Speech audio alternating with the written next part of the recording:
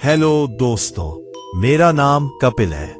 आज मैं आपको ऐसी कहानी सुनाऊंगा जिससे आपको बहुत जल्द ही नींद आ जाएगी। और आपको कहानी अच्छी लगे तो चैनल को सब्सक्राइब भी कर ले। अब अपनी आंखें बंद करके ये कहानी सुनो। रात के सन्नाटे में जब हवाएं भी डर के मारे रुक जाती हैं, तब असली कहानियां शुरू होती हैं। चलिए एक ऐसी ही कहानी के दरवाजे पर दस्तक देते हैं। पहाड़ों की वह पुरानी हवेली, शहर के शोर शराबे से कोसों दूर, हिमाचल की एक ऐसी वादी है जहां सूरज ढलते ही परिंदे भी अपना रास्ता भूल जाते हैं। वहां एक पुरानी हवेली खड़ी है, नीलगिरी मैंशन। गांव वाले कहते हैं कि उस हवेली की दीवारों के भी कान नहीं बल्कि जुबान है। अजीब सी शुरुआत। कहानी शुरू होती है आर्यन से, जो एक पैरानॉर्मल इन्वेस्टिगेटर, भूतों का खोजी है। वह भूतों पर यकीन नहीं करता था। उसका मानना था कि हर डर के पीछे कोई ना कोई विज्ञान होता है। लेकिन उस रात जब वह अपनी टीम के साथ उस हवेली के भारी भरकम लकड़ी के दरवाजे के सामने खड़ा था, तो उसे महसूस हुआ कि हवा का तापमान अचानक गिर गया है। वह पहली आहट, जैसे ही उसने दरवाजे की कुंडी छुई, उसे लगा कि किसी ने उसके कान के ठीक पीछे ठंडी सांस छोड़ी है। उसने पीछे मुड़कर देखा, वहां कोई नहीं था, सिर्फ धुंध भरी सड़क थी। आर्यन ने अंदर कदम रखा। हवेली के भीतर की धूल पर किसी के पैरों के निशान नहीं थे। सीढ़ियों से किसी के उतरने की साफ सुनाई दे रही थी। अजीब बात यह नहीं थी कि वहां कोई अदृश्य शक्ति थी। अजीब यह था कि वह शक्ति आर्यन का नाम जानती थी। दीवार पर उभरता सच। आर्यन ने जब अपनी टॉर्च की रोशनी हॉल की दीवार पर डाली, तो उसकी रूह कांप गई। वहां सूखे खून जैसे रंग से कुछ लिखा था, तुम वापस आ गए। पिछली बार तो तुम्हारी चीखें भी बाहर नहीं जा पाई थी। आर्यन का दिल जोर से धड़कने लगा। यह पहली बार था जब वह उस हवेली में आया था, या शायद उसे ऐसा ही लग रहा था। आर्यन के पैरों तले जमीन खिसक गई। वो दीवार पर लिखे उन शब्दों को बार बार पढ़ रहा था। उसे यकीन था कि वो इस हवेली में पहली बार आया है, लेकिन उसकी धुंधली यादों के किसी कोने में वो लिखावट जानी पहचानी लग रही थी। अतीत की एक झलक। तभी आर्यन के कैमरे के मॉनिटर पर एक ग्लिच, खराबी आई। स्क्रीन झिलमिलाई और एक काला साया कैमरे के सामने से तेजी से गुजरा। आर्यन ने अपने साथी समीर को आवाज दी, लेकिन समीर वहां नहीं था। पूरा हॉल एकदम खामोश था, जैसे सन्नाटा उसे निगलने की कोशिश कर रहा हो। आर्यन ने धीरे धीरे सीढ़ियां चढ़ना शुरू किया। हर कदम पर लकड़ी की चरमराहट ऐसी लगती थी जैसे कोई दर्द में कराह रहा हो। कमरा नंबर 13 और वो पुराना ग्रामोफोन। सीढ़ियों के ऊपर वाले गलियारे के अंत में एक कमरा था जिसका दरवाजा आधा खुला था। वहां से एक धीमी पुरानी धुन सुनाई दे रही थी, एक लोरी। आर्यन ने जैसे ही कमरे के अंदर कदम रखा, वहां एक पुराना ग्रामोफोन अपने आप घूम रहा था। कमरे के बीचों बीच एक पालना क्रेडल धीरे धीरे झूल रहा था, जबकि वहां हवा का नामो निशान नहीं था। पालने के पास एक टूटी हुई बुढ़िया पड़ी थी, जिसकी एक आंख गायब थी और वो सीधे आर्यन को ही देख रही थी। आर्यन ने अपनी जेब से एक पुरानी तस्वीर निकाली, जो उसे हवेली के बारे में रिसर्च करते वक्त मिली थी। वो तस्वीर उसके बचपन की थी। तस्वीर में छोटा आर्यन एक पार्क में खेल रहा था, लेकिन उसके पीछे धुंधली सी एक हवेली दिख रही थी, यही नीलगिरी मैंशन। अचानक कमरे का दरवाजा धड़ाम से बंद हो गया। ग्रामोफोन की धुन तेज हो गई और वो लॉरी अब एक डरावनी हंसी में बदल गई। आर्यन, तुमने अपनी मां को पहचाना नहीं? एक ठंडी बर्फीली आवाज सीधे उसके दिमाग के अंदर गूंजी। दीवारों का रहस्य। आर्यन ने घबराकर पीछे हटने की कोशिश की, लेकिन उसका हाथ दीवार से सट गया। उसे महसूस हुआ कि दीवार ठोस नहीं है, बल्कि नरम है।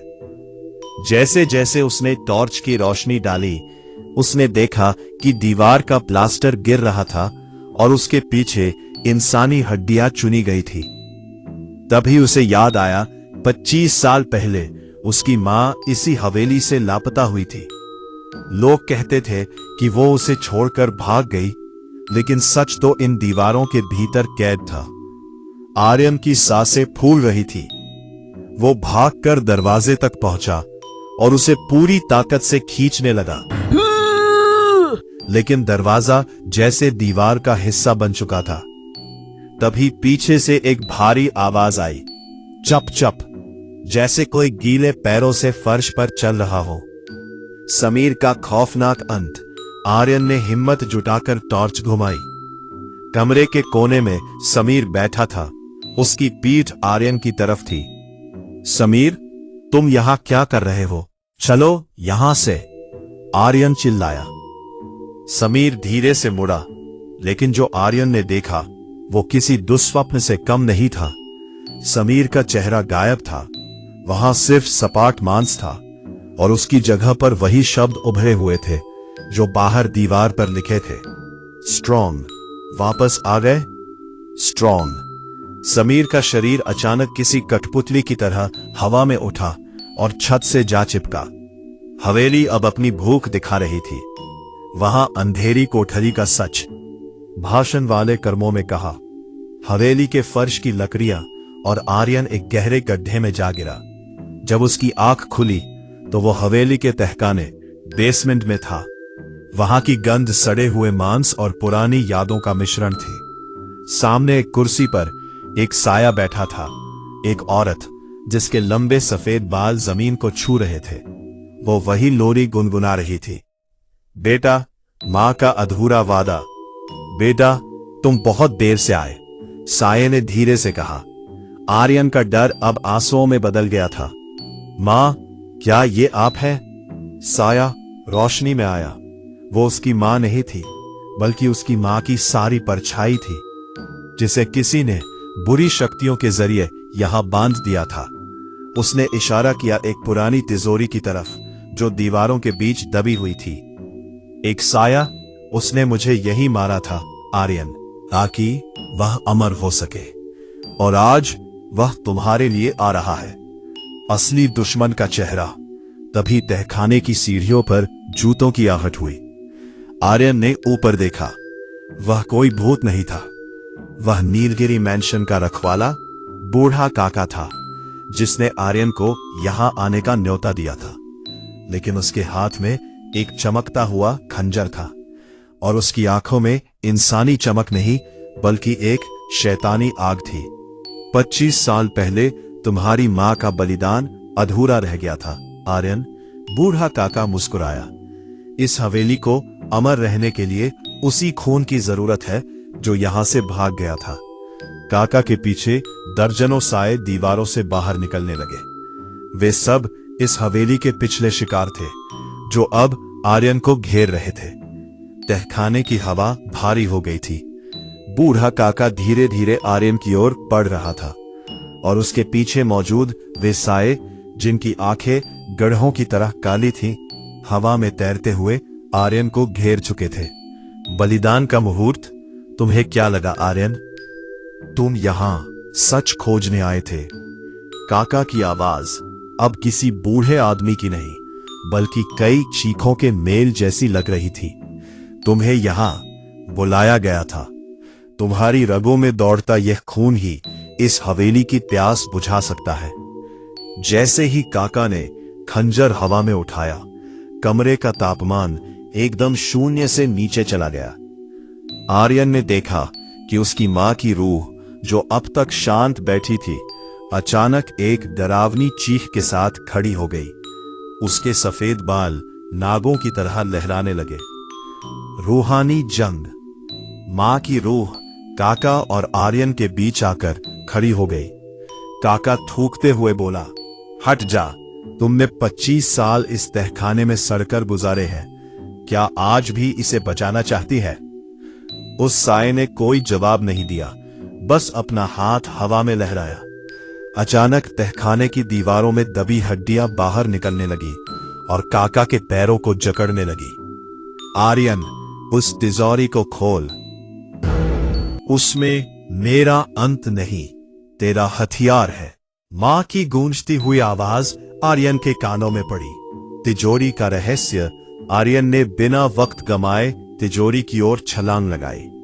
काका चिल्ला रहा था और खंजर से उन हड्डियों को काट रहा था। आर्यन ने जैसे ही तिजोरी का भारी दरवाजा खोला, उसके अंदर कोई सोना चांदी नहीं था। वहां रखा था एक पुराना चांदी का आईना, उसकी मां की एक कटी हुई उंगली जो आज भी ताजा लग रही थी, और एक कागज का टुकड़ा जिस पर आर्यन के ही खून से बचाव का मंत्र लिखा था। जैसे ही आर्यन ने वो आईना बाहर निकाला, काका की चीख निकल गई। नहीं, उसे रोशनी मत दिखाओ। अंतिम प्रहार। आर्यन ने अपनी टॉर्च की तेज रोशनी उस चांदी के आईने पर दानी। आईने से परावर्तित होकर वो रोशनी सीधे काका और उन सायों पर पड़ी। वो रोशनी कोई साधारण रोशनी नहीं थी। वह आईना उन रूहों के पाप को उन्हीं की तरफ मोड़ रहा था। काका का शरीर धू धू कर जलने लगा। वह राख में बदलने लगा, लेकिन मरते मरते उसने एक आखिरी वार किया। उसने अपना खंजर आर्यन की ओर फेंका। एक दर्दनाक विदाई। खंजर आर्यन को लगने ही वाला था कि उसकी मां की रूह सामने आ गई। खंजर रूह के आर पार निकल गया, लेकिन इस बार उसने मां की आत्मा के उस बंधन को काट दिया जिसने उसे हवेली से बांध रखा था। हवेली हिलने लगी, दीवारें गिरने लगी। मां ने आर्यन की तरफ देखा। उनकी आंखों में अब डरावनापन नहीं, बल्कि वही ममता थी जो 25 साल पहले थी। जाओ बेटा, अब ये हवेली भूखे नहीं सोएगी, क्योंकि इसका मालिक ही खत्म हो गया है। सन्नाटे के बाद सूरज की पहली किरण जब पहाड़ों पर पड़ी, तब आर्यन हवेली के मलबे से बाहर निकल रहा था। उसके हाथ में समीर का कैमरा था। हवेली अब पूरी तरह जमीन में धंस चुकी थी। जब आर्यन ने कैमरे की रिकॉर्डिंग चेक की, तो उसका कलेजा कांप उठा। पूरी रिकॉर्डिंग में कहीं भी काका दिखाई नहीं दे रहा था। रिकॉर्डिंग में दिख रहा था कि आर्यन खुद अपने आप से लड़ रहा था और दीवारों पर अपना ही खून मल रहा था। क्या वह काका वाकई वहां था, या आर्यन के भीतर का कोई हिस्सा उस हवेली की विरासत को संभाल रहा था? आर्यन ने अपनी जेब में हाथ डाला। वहां वही चांदी का आईना था, लेकिन अब उसमें आर्यन का चेहरा नहीं, बल्कि उस बूढ़े काका की मुस्कुराहट साफ दिख रही थी। या शायद एक नए डरावने सफर की शुरुआत। आर्यन का हाथ कांप गया। उसने झटके से वह आईना सड़क की ढलान पर फेंक दिया।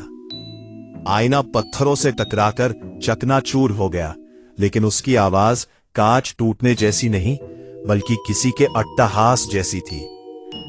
आर्यन लड़खड़ाते हुए अपनी गाड़ी की तरफ भागा।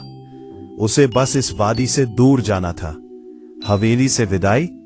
गाड़ी स्टार्ट करते ही आर्यन ने रियर व्यू मिरर में देखा। पीछे की सीट पर समीर का कैमरा पड़ा था। अचानक कैमरे की स्क्रीन अपने आप जल उठी। उसमें एक वीडियो प्ले होने लगा। यह वही रिकॉर्डिंग थी जो आर्यन ने अभी देखी थी, लेकिन अब उसमें नया फुटेज जुड़ गया था। वीडियो में आर्यन हवेली के मलबे से बाहर निकल रहा था, लेकिन जैसे ही वह कैमरे की सीमा से बाहर जाने लगा, मलबे के नीचे से एक हाथ निकल आया और उसने आर्यन का पैर पकड़ लिया। वीडियो में आर्यन नीचे गिरा और फिर जो खड़ा हुआ, उसके चलने का तरीका बिल्कुल काका जैसा था। एक खौफनाक एहसास। आर्यन का गला सूख गया। उसने अपनी गर्दन सहलाई। जहां काका ने खंजर से खुद को मारा था, ठीक उसी जगह आर्यन की गर्दन पर एक गहरा ताजा निशान उभर आया था।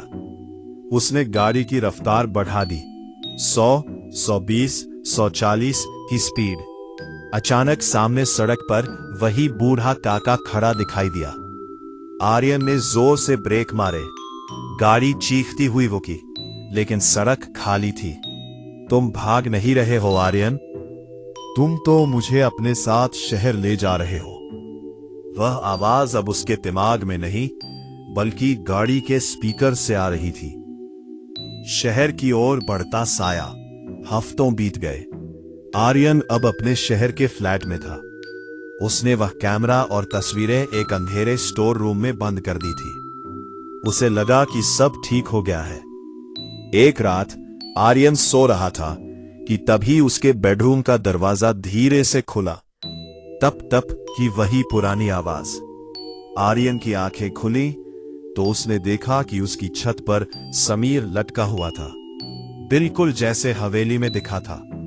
समीर की बिना चेहरे वाली गर्दन हिली और उसमें से आवाज आई, आर्यन, मां पूछ रही है, अगली दीवार कब चुनी जाएगी? स्ट्रॉन्ग परिवर्तन, द ट्रांसफॉर्मेशन। आर्यन चिल्लाने के लिए उठा, लेकिन उसकी आवाज नहीं निकली। उसने आईने में अपना चेहरा देखा। उसकी आंखें पूरी तरह काली हो चुकी थीं। उसने धीरे से अपनी उंगली उठाई और बेडरूम की दीवार पर खून से लिखना शुरू किया। लेकिन इस बार वो अपनी मां का नाम नहीं लिख रहा था। वो उन आया पड़ोसियों के नाम लिख रहा था जो कल ही बगल वाले फ्लैट में रहने आए थे। स्ट्रॉन्ग कहानी का आखिरी मोड़। अगली सुबह पुलिस को पड़ोसियों के गायब होने की खबर मिली। जब वे आर्यन के फ्लैट में दाखिल हुए तो फ्लैट खाली था। बस दीवार पर एक नई पेंटिंग थी, एक हवेली की पेंटिंग जिसमें एक छोटा बच्चा और एक बूढ़ा काका हाथ पकड़े खड़े थे। लोग कहते हैं कि नीलगिरी मेंशन तो गिर गया, लेकिन उसकी रूह अब एक इंसान के भीतर बस गई है।